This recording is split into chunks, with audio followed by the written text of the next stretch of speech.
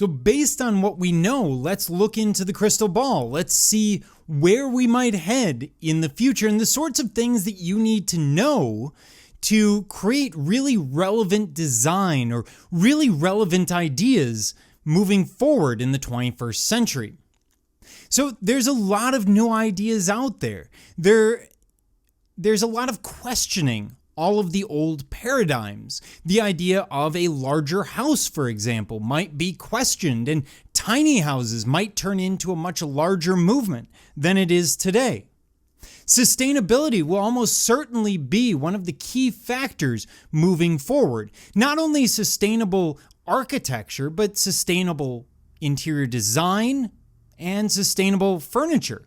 Pieces that are made out of sustainable materials, pieces that maybe can be recycled or easily disposed of, maybe something that's going to be organic, that breaks down very, very quickly and is intended for that purpose. We might even see ephemeral design, the idea coming from ephemeral art that's not meant to last all that long, furniture that breaks down over time, and the beauty of it may come from that breakdown. We'll see a rise in affordable housing as we see more and more people trying to live in smaller and smaller spaces.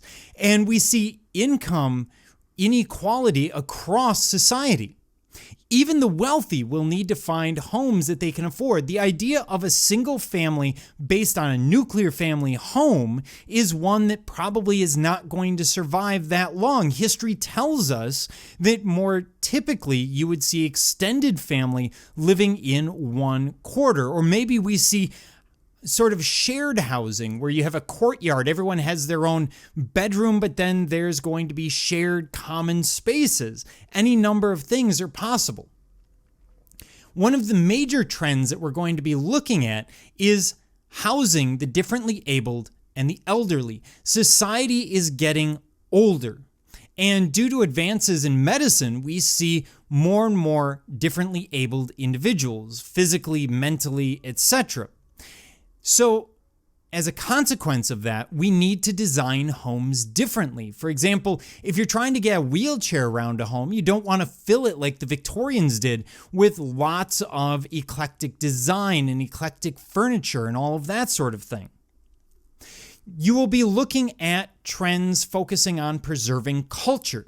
This has been a huge issue in academia, and it's starting to come down into an issue amongst the masses, where we need to find ways to preserve elements of culture that are being lost through this hybridization process that I've talked about throughout the class. That means sometimes being able to look at non-Western designs and replicate it for non-Western clients. It could also mean somehow preserving the culture by using original methods of furniture construction or original methods of interior design.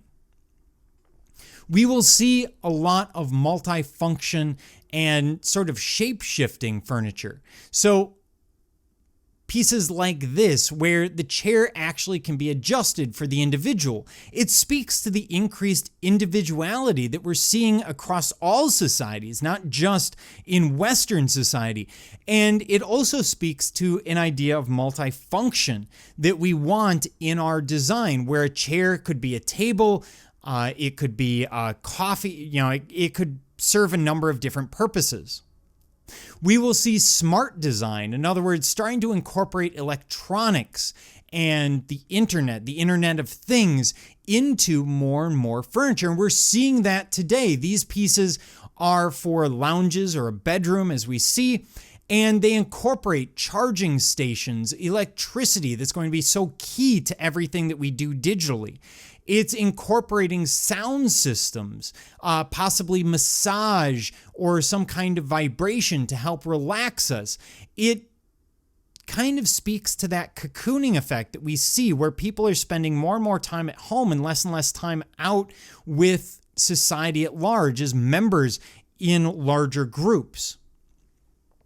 We will see a smarter use of space. This will probably be a mix of Asian multifunctionalism along with sort of IKEA-esque ideas of using dead space. For example, you can elevate a bed up quite a bit off the floor and use that space as closet space or storage. You can have a couch that folds out into a bunk bed for multiple guests in a small space instead of having a guest room. You can have chairs with bookshelves built right in that don't really read as purely functional, that serve an aesthetic as well, and tables that are easily expanded. You've probably seen these online where they go from something more akin to a parlor table to something that will seat 12 people should it be absolutely necessary. So history does not repeat itself, but it does rhyme. And I'm quoting Mark Twain here because this is a key idea. Things will repeat. We've seen that before. Classical design coming back in the neoclassical and then coming back multiple times since. And of course, we see that in fashion and clothing, where things from 1990 might repeat in 2016. We often see a 20 to 30 year cycle where things go out of fashion and then come back. And you can read that.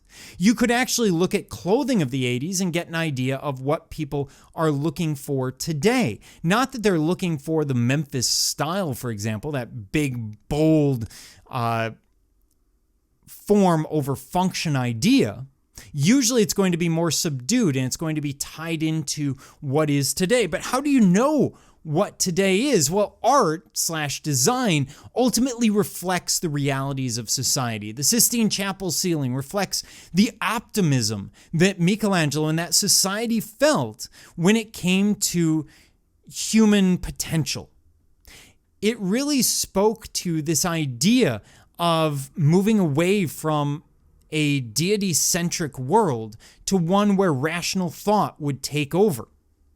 But, of course, that can happen to the negative too. We see pieces like this. This is Der Krieg by Otto Dix, and painted in the wake of the horrors of World War I, showing people the horror of war, hoping that they won't go back to it. And, of course, we know now that they do in the form of World War II, a mere 20 years later. And so we see these things reflected in furniture. Waterfall, for example, waterfall style really reflects the hard times of the 1930s and 40s. Yes, it has that futuristic streamlining and some sense of optimism, but dig a little deeper and you'll notice that this is generally cheap woods, sometimes particle board, that is being veneered and covered over to look more opulent. It's giving the appearance, but it's not really truly decadent and luxurious. Whereas in the good times, such as this piece from the 1920s or so, what we see is something that's solid, that is more ornamental, that gives us that sense of financial optimism. And the financial markets really play into this. So when it comes to design, it can do a lot of different things. It could speak to propaganda, trying to get across a message of who we are as a country, who we are as a society. And all of our design does that at some level. So, for example, in the wake of COVID, we'll probably turn inward to some degree, and you'll see more and more luxurious interiors as people want to be comfortable should the next pandemic come through.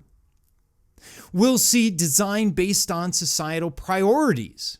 For example, when we looked at Japanese design, always bring the outside in.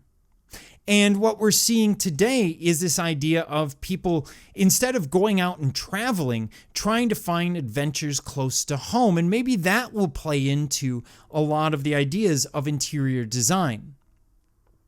We've seen pragmatism. When times are really tough, people will be purely pragmatic. A chair suddenly goes from an artistic piece or even a beautiful piece to something as simple as a stool.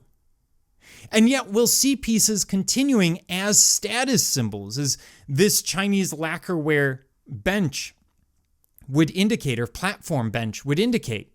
So we have these different ideas. They should always be in the back of your mind. Design can be a lot of different things to a lot of different people. But ultimately, it must reflect the society which you're working for.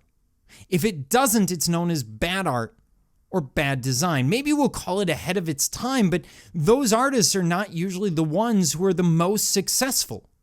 It's the ones that can speak to today, who are going to be remembered, who are going to be the ones that really influence the field that they work in. And so look at the economy around you. Look at people's fears or ambitions. Look at people's ideas and try to apply that in your design. Keep an ear open to society and you won't step wrong.